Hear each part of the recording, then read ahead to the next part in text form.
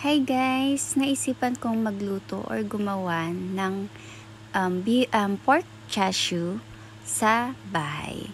So ito ngayon guys, tuturuan ko kayo kung paano ako gumawa ng pork chashu. Yung mga nilalagay ito sa ramen sa ibabaw on top, yun ang gagawin ko guys. So kung paano ako gagawa, tuturuan ko kayo at watch nyo lang ako guys. So ito guys, ito yung net. May nabibili ito sa supermarket dito sa Japan. So i-slice ko lang siya konti para pumasok sa loob yung lasa na ilalagay natin mamaya. So wag natin masyadong hiwain. Medyo frozen pa yung aking karne dahil kakalabas lang siya ng frozen. So ayan guys, ikakat ko lang siya ng konti. Hindi ko masyadong ikakat para pumasok lang yung lasa niya mamaya at para mas masarap siya. So guys, ayan, ilalagay na natin yung net na nabili sa supermarket. Meron ito guys na bibili sa supermarket. So ayan guys, nilagay ko na yung net ng karne sa loob. So ayan guys, so ito yung fry pan or bowl. Yan, lalagyan natin sa loob at lalagyan natin mamaya yan ng tubig. So, ikakat ko muna yung onion leaves. So, ayan guys, ikakat ko yung onion leaves. Medyo tatanggalin lang natin yung part na hindi pwedeng, na hindi magagamit. So, ayan guys. So, ikakat na natin siya. Optional po, depende po sa cut na gusto natin. So, ikakat ko lang siya ng bahala na kung ano yung cut na gusto natin. So, yan guys, ilalagay na natin sa loob ng kawali. So, yan guys, maghihiwa din tayo ng bawang or garlic.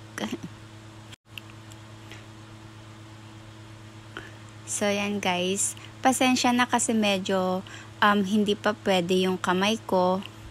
Kagagaling ko lang ng aksidente last month. So 4 weeks na yata.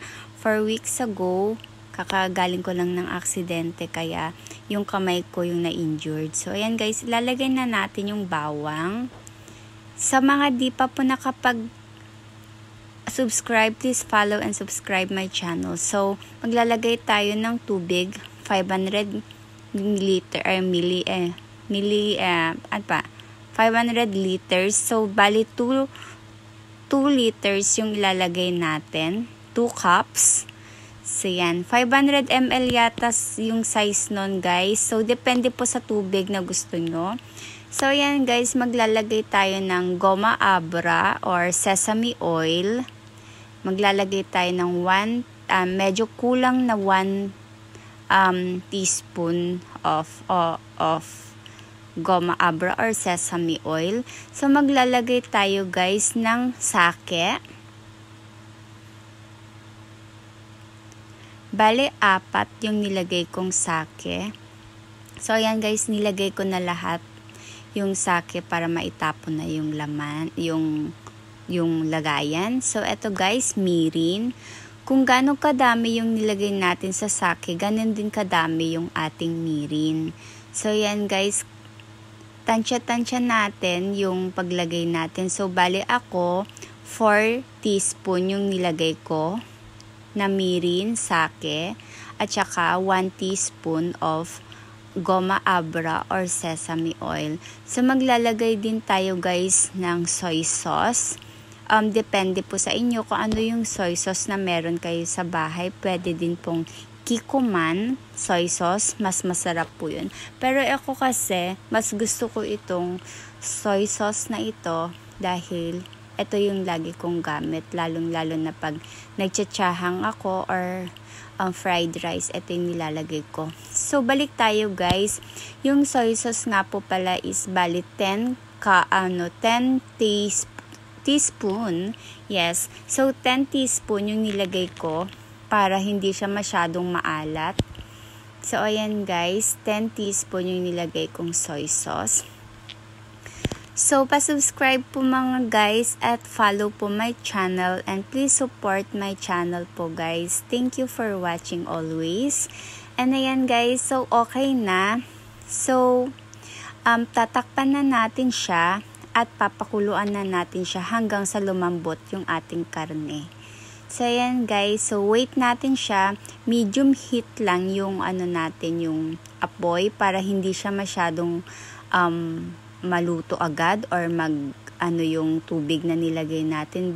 Baka kasi umapaw yung tubig pag masyadong malakas yung apoy natin.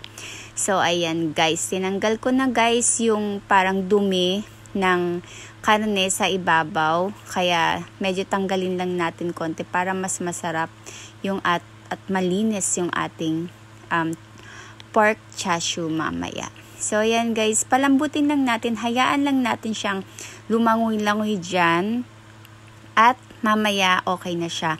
Hanggang sa medyo mawala-wala konti yung tubig at parang feeling natin malambot na yung ating karne. So hayaan lang natin siya dyan guys. So siguro mga 2 hours siguro natin siyang palambutin. Depende po sa natin. So ayan guys, medyo kumukulo-kulo na siya, hayaan lang natin siyang kumulo at mawala yung tubig na nilagay. Hindi naman siya as in mawala lahat, no? So ayan guys, nakalimutan ko nga pala kanina maglagay ng luya. So kakailanganin natin maglagay ng luya. Optional po, kung wala po kayong luya sa bahay, okay lang din po. Pero ako kasi is maglalagay ako ng luya para mas masarap siya. So ayan guys, optional, pwede din pong wala, pero mas masarap kasi pag meron. So ayan guys, ilalagay na natin yung luya sa ating pork chashu.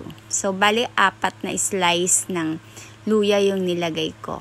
So ayan guys, so after natin nilagay yung luya, tatakpan po natin siya ulit para hintayin natin lumambot yung ating pork chashu. So pasensya na kayo guys, medyo nabubulol-bulol ako dahil medyo nakakalimutan ko yung mga sinasabi ko. Pasensya na po.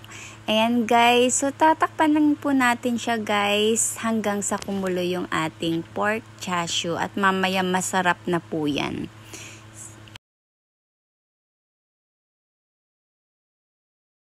So ayan guys, babalik na rin na po natin yung pork chashu natin. Medyo lumiit na siya dahil parang lumalambot-lambot na yung ating pork sa loob na nilagay. So hintayin lang natin siyang makulo ng maigi at maluto ng maigi. So tatakpan natin siya. Medyo balibalik na rin natin siya guys para yung lasa niya is medyo pantay yung pagkalasa mamaya pag kinain na natin siya.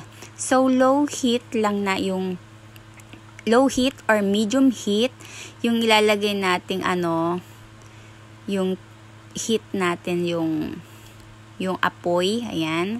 So ayan guys, silip-silip din natin pag may time na para hindi siya masyadong masunog at hindi siya masyadong umapaw yung tubig na nilagay natin. So ayan guys, wait lang ulit natin siya, no.